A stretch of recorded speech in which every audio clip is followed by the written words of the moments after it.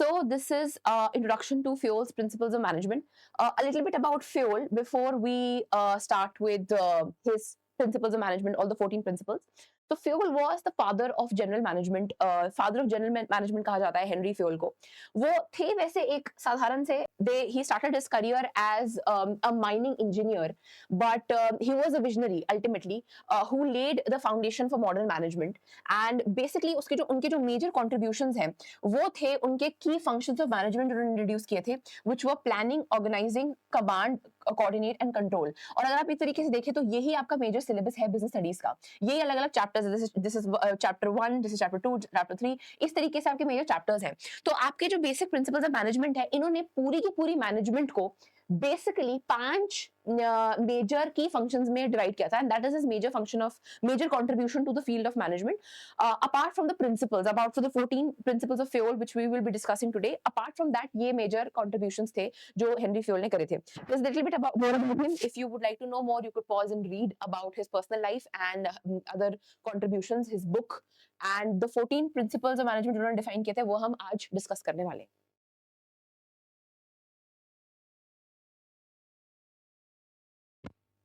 So let us start with the first principle of management, which is a division of work. Henry Fayol के first principle of management को आज हम discuss करेंगे, which was division of work. Now, what does division of work mean? Division of work एक छोटी सी साफ बात कहता है. वो बोलता है कि work should be or is divided into small tasks and jobs. किसी भी काम को अगर आपको करना है तो आप उसे छोटे छोटे और कामों में बांट दीजिए. किसी भी ऑर्गेनाइजेशन में बहुत कॉमन है आज की डेट में देखना कि आप ये देखते होंगे कि there is a CEO, then you have a CFO, then you have a CMO, right? Chief executive officer, chief finance officer, chief marketing officer. ये क्या होता है? What is the concept of chief anything officer? The basic concept is division of work. Henry Fayol ने ये बोला कि अगर आपको कोई भी काम करना है, मैनेजमेंट का कोई भी जनरल काम करना है, तो आप एक बड़े काम को छोटे छोटे कामों में बांटिए, छोटे छोटे हिस्सों में, जितना छोटे छोटे हिस्सों में आप बांट सकते हैं, और एक स्पेसिफिक इंसान को उस छोटे से काम की रिस्पॉन्सिबिलिटी दीजिए. So for example, let's imagine कि मुझे एक छोटा सा बिजनेस स्टार्ट करना है. लेट्स से कि मैं डिसाइड करती हूँ कि मैं अपने घर पे केक्स को बेक करूंगी और केक्स को बेक करके मैं उन्हें बाहर बेचूंगी. अभी बहुत ही छोटा सा simple business idea. It's a small business idea which is so common now. If you see on Instagram, there are so many small businesses which are running. But at the backdrop, उसके पीछे कितनी सारी चीजें हैं जो चलती हैं. So there is one person who is responsible for the production. There is one person who is responsible for the procurement. There is one person who is responsible for the marketing, कि हम इस business को और लोगों तक कैसे लेके जाएं, कैसे लोगों को बताना भी बहुत जरूरी है ना कि देखिए हमने business शुरू करा है, तो आप आइए, आप हमसे चीजें purchase कीजिए. So Henry Fayol says that instead of one person doing every job, you should have specific people looking after specific things. So there is one person, एक छोटे से business में भी, जो सिर्फ ये देखेगा कि business में procurement ठीक से हो रही है कि नहीं हो रही है सब चीजों की. एक इंसान होगा जो एक्चुअली केक्स की बेकिंग के लिए रिस्पॉन्सिबल होगा, जो हमारा हेड शेफ हो सकता है या जो हमारा हेड बेकर हो सकता है. देन एक ऐसा इंसान होगा जो उस हमारे प्रोडक्ट्स की स्पेसिफिकली मार्केटिंग करेगा कि हमें इंस्टाग्राम पे मार्केटिंग करनी है या ट्विटर पे मार्केटिंग करनी है या यूट्यूब के थ्रू हमें लोगों तक पहुंचना है, कैसे हम लोगों तक पहुंचे और कैसे हम लोगों को बताएं कि देखिए हमने बिजनेस शुरू किया है. Then there will be one person who should only be responsible for the finances, जो बेसिकली फाइनेंसेस का ध्यान देगा, जो ये देखेगा कि सब चीजें जो है, पैसा जो है वो किसी एक चीज पे ज्यादा तो नहीं लग रहा या कम तो नहीं लग रहा, या ठीक तरीके से एक बजट बना के हम उस तरीके से आगे चलेंगे. This is what Henry Fayol said, that everything that you do needs to be divided. So instead of one person doing every job, कि हर एक इंसान जो है वो सारे काम कर रहा है, अगर 4 लोग हैं आपके पास और 4 लोग जो है वो चारों के चारों ही सब कुछ कर रहे हैं, वो प्रोक्योरमेंट भी देख रहे हैं, वो प्रोडक्शन भी देख रहे हैं, वो मार्केटिंग भी देख रहे हैं, आप उन चारों लोगों में क्या है कि स्पेसिफिक कामों को बांट दो. एक इंसान एक ही चीज को देखना चाहिए. सो this is what he says. He says work is divided into small tasks and job. A trained specialist who is competent is required to perform each job. अब देखिए, सिंपल सी बात यह है कि अगर मान लीजिए आपकी टीम में कोई ऐसा इंसान है who is very good with finances, so you will obviously not put him in charge of production, right? Or somebody who's actually the head baker or head chef, जिसका काम ही है केक्स बनाना, उसको आप ये तो नहीं बोलोगे ना कि जाके तू मार्केटिंग कर या पैसों का ध्यान दे. क्योंकि यहाँ पे हम क्या करते हैं, यहाँ पे स्पेशलाइजेशन का कॉन्सेप्ट जो है वो बीच में आ जाता है. या basically this is the principle of management which gives rise to specialisation, जिसका बेसिक कॉन्सेप्ट क्या है कि एक इंसान जो है जिस चीज में वो स्पेशलाइज करता है, जिस चीज का वो स्पेशलिस्ट है, उसको उसकी रिस्पॉन्सिबिलिटी दी जाए, या फिर एक इंसान को एक चीज की रिस्पॉन्सिबिलिटी दी जाए और ओवर certain time period वो उसमें specialize कर लेगा उस काम में, which is what this says. So according to Fuel, the intent of division of work is to produce more and better work for the same effort. Same effort के लिए हम more और better work को कैसे perform करें, मतलब कि हमारा effort वही लग रहा है लेकिन हमारा काम जो है वो ज्यादा हो रहा है. So पहले क्या है कि मतलब हम लोग 4 लोग मिलके, पहले अगर हम 15 केक्स बनाते थे तो 4 ही लोग मिलके उतना ही एफर्ट डाल के, उतने ही आवर्स डाल के हम कैसे 20 केक्स या 25 केक्स पे स्केल करें. So that is what division of work intends, कि how for the same effort we want more and we want better work. So those 25 cakes are not just more in number कि पहले 15 थे अब 20 हो गए, 25 हो गए, पर वो खाने में भी बहुत टेस्टी हैं, वो फ्लेवर में भी बहुत टेस्टी हैं, वो best top of the line हमारे केक्स हैं जो कि बहुत ही कंपेटिटिव हैं in the market. So this is what division of work says. Specialisation is the most efficient way to use human effort. Fayol said कि अगर आपको किसी भी तरीके से ह्यूमन एफर्ट को यूटिलाइज करना है, ultimately in any business we are utilising human effort. बहुत सारे लोग हैं जो साथ मिलकर कुछ काम करना चाह रहे हैं. So the best way to utilise human effort is through specialisation. आप देखिए कि एक इंसान की किस चीज में स्पेशलाइजेशन है या किस चीज में पोटेंशियली स्पेशलाइजेशन हो सकती है और उसको उसी का make that person in charge of that only. So for example if I can see that somebody is very good with numbers, वो लोग नंबर्स के साथ बहुत अच्छे हैं, वो लोग मनी की हैंडलिंग के साथ बहुत अच्छे हैं, तो मुझे उन्हें फाइनेंसेस की रिस्पांसिबिलिटी देनी चाहिए या मुझे उन्हें कैशियर बनाना चाहिए या इस तरीके की रिस्पांसिबिलिटी देनी चाहिए जहां पे वो पैसे की हैंडलिंग कर रहे हैं, ना कि उन्हें प्रोडक्शन में बिठाना चाहिए या मार्केटिंग में बिठाना चाहिए.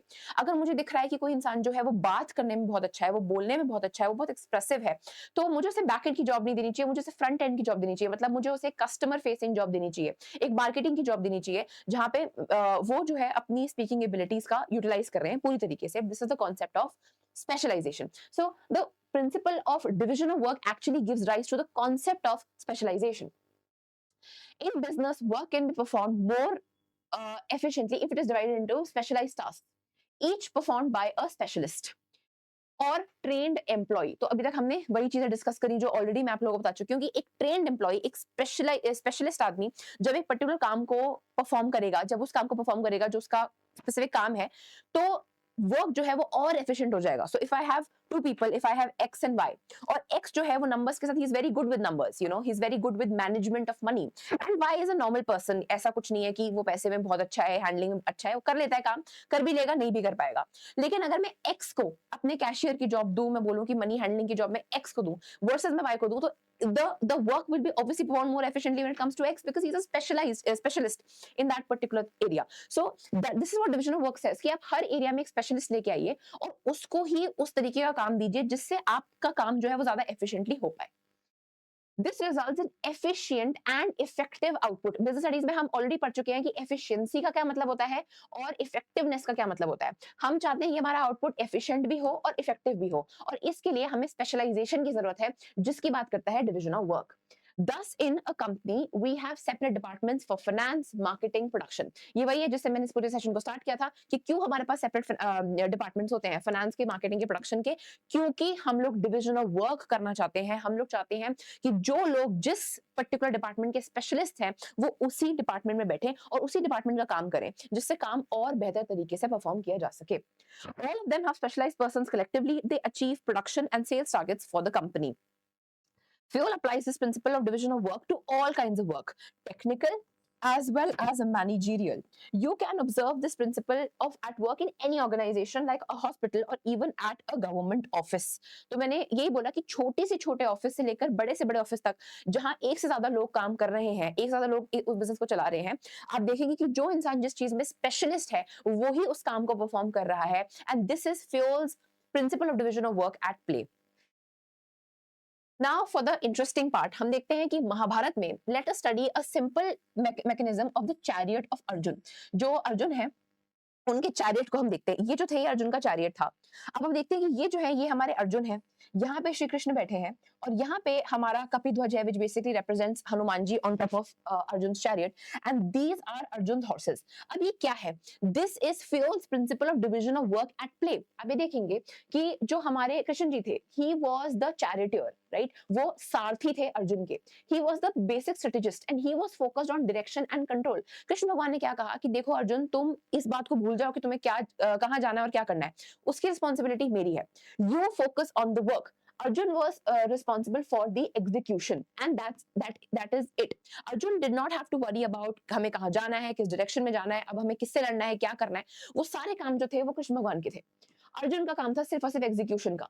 Then he had 4 horses which were responsible for, which represented endurance and focus, and they were all responsible for harmony and pulling the chariot forward. जो हमारा रथ था उसको आगे ले जाने का उनका काम था. तो ये हमारे घोड़ों का काम था. And then we had Hanuman ji on top of his chariot which who was the symbol of divine moral and protection. मैं यहाँ पे मेंशन करना चाहूंगी कि हमारे लास्ट सेशंस में हमने बहुत इंटरेस्टिंग कहानी डिस्कस करी थी with respect to Kapidhwaj, with respect to the concept of Hanuman ji sitting on top of Arjun chariot. तो I will urge you all कि अगर आप हमारे सेशंस को वहां से नहीं देख रहे हैं तो वहां से देखें. It will be an interesting story for all of you as well. But overall क्या है कि एक छोटा सा मैकेनिज्म है, आप देखते हैं छोटा सा मैकेनिज्म है, पर यहाँ पे भी सब लोग 1 2 3 4 सब लोग जो है वो अपना खुद अपना अपना काम कर रहे हैं. अब आप देखिए कि इन लोगों में से कोई भी अगर अपना काम ठीक से ना करे तो पहली बात ये होगा कि पूरा का पूरा जो है रथ वो आगे नहीं बढ़ेगा. इतनी छोटी सी चीज है, बस एक इतने बड़े युद्ध में एक छोटे से वॉरियर का रथ है, पर वो भी आगे नहीं बढ़ेगा, वो भी अपना काम ठीक से नहीं कर पाएगा. और ऑल्सो इमेजिन करिए कि अगर घोड़ों की जगह भगवान कृष्ण यहाँ होते या अर्जुन यहाँ पे होते, ऑब्वियसली बिकॉज यहाँ पे जो जिसका जो काम है वो अपना काम पूरी तरीके से कर रहा है. ऑब्वियसली अगर हम एक घोड़े को सोचिए ऊपर उठाते थे रथ पे और उसे बोलते कि चल तू ऊपर से अटैक कर, तो obviously that would have not been possible. तो जो जिस काम का स्पेशलिस्ट है उसको वहां पे बिठा रखा है. जो जिस काम को सही तरीके से कर सकता है वो उस काम को इस छोटी सी मशीनरी में, इस मैकेनिज्म में वो अपने काम को ठीक से परफॉर्म कर रहा है. तो this is a very small example of division of work in the smallest possible unit possible from the Mahabharat, कि एक छोटे से रथ को भी आगे बढ़ाने में हमने कैसे डिविजन ऑफ वर्क का यूज किया. और हर वो इंसान जो अपने फील्ड का स्पेशलिस्ट है वो अपना काम यहाँ पे पूरी तरीके से कर रहा है. अगर वो अपना काम करना बंद कर देगा तो रथ आगे चलना बंद हो जाएगा. So similarly this represents an organisation, a business organisation. यहाँ पे हर कोई इंसान अपने हिसाब से काम करता है. Maybe see for example you can say that he Arjun is the CEO, then this person is the say CFO, then we have CMO. and इस तरीके से हर कोई इंसान एक ऑर्गेनाइजेशन में अपना काम जो है वो पूरी तरीके से करता है. अगर वो अपना काम ठीक से ना करे या उनकी जगह किसी और को बिठा दिया जाए कि आप इन इंसान का काम कीजिए, तो the organization will fail and we will not be able to perform our work efficiently and effectively, and for the same effort we will not be able to produce better and more output, which is our aim. Then we take a real life example of Toyota's assembly line mechanism of mastery, which is a direct application of Fio's principle of a division of work. This is a direct real life example and application or execution of Fio's principle of management at play. Our Toyota production system uses a division of work at every level. Each team member is trained for one precise task: installing the doors, checking the brakes systems and painting the panels. So देखिए ये क्या है, एक छोटी सी car जो है वो Toyota के शोरूम में, शोरूम कह रही हूँ, टोयोटा के वेयर हाउस में असेंबल हो रही है. राइट. अब आप बोलोगे मैम ये कार ही तो है, 3 लोगों को बोलो, 3 लोगों को इस पे अप्लाई करो और बोलिए कि चलिए इस कार को असेंबल कीजिए. But this is not how it works. There is one person who is responsible for everything. So for example we have one person who is in charge of inspecting the breaks.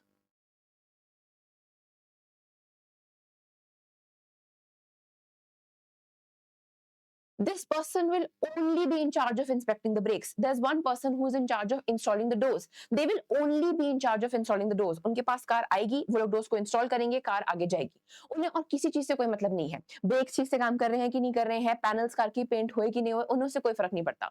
उनका काम है doors को install करना. वो लोग doors को install करेंगे and they will move forward. कोई एक इंसान है who is in charge of inspecting the brakes. उन्हें सिर्फ हमारे ब्रेक्स को इंस्पेक्ट करना है, उन्हें और किसी चीज से कोई फर्क नहीं पड़ता.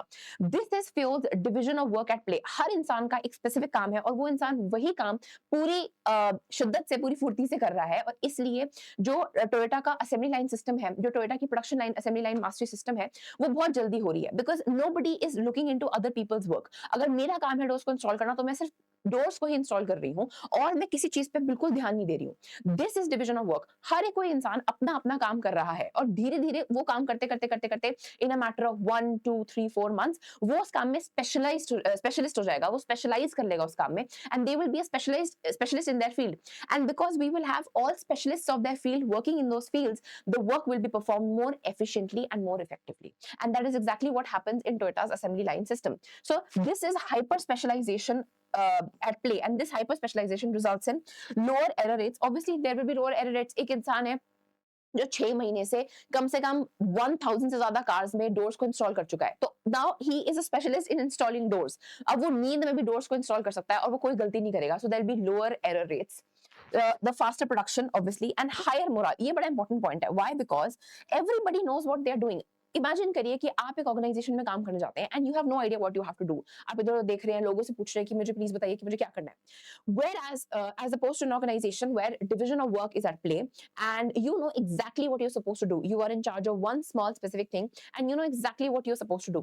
This will result in higher morale also, and morally also you will feel uplifted and you will be happy and you'll be more confident in working because you will know exactly what you are doing in this particular organization. आप किस चीज के specialist हो और आप ये बहुत confidently बोल पाओगे किसी से भी कि देखिए प्लीज आप मुझे मत बताइए, मैं इस काम का स्पेशलिस्ट हूँ, मुझे पता है ये काम कैसे होता है और मैं यहाँ ये काम करने आया हूँ। आपको दूसरे लोगों के कामों से कुछ खास मतलब नहीं होगा, आप अपने काम पे फोकस करेंगे and that is division of work. So ये जो टोयोटा का सिग्नल लाइन सिस्टम है, this is a modern case study, real life case study to understand Fuel's principle of division of work. So just like the Pandavas, each role supports the final outcome. हर role जो है वो final outcome कहीं ना कहीं जो इंसान cars के डोर्स को इंस्टॉल कर रहा है, जो इंसान पैनल्स को पेंट कर रहा है, जो इंसान ब्रेक सिस्टम को चेक कर रहा है, ultimately they are working towards the same goal which is कि हमारी कार असेंबल हो जाए। But they are all engaged in specific tasks and specific jobs, right? Because they're all specialists or moving to be specialists of that particular job, जिससे ज्यादा efficiency आएगी, and this is division of work at play.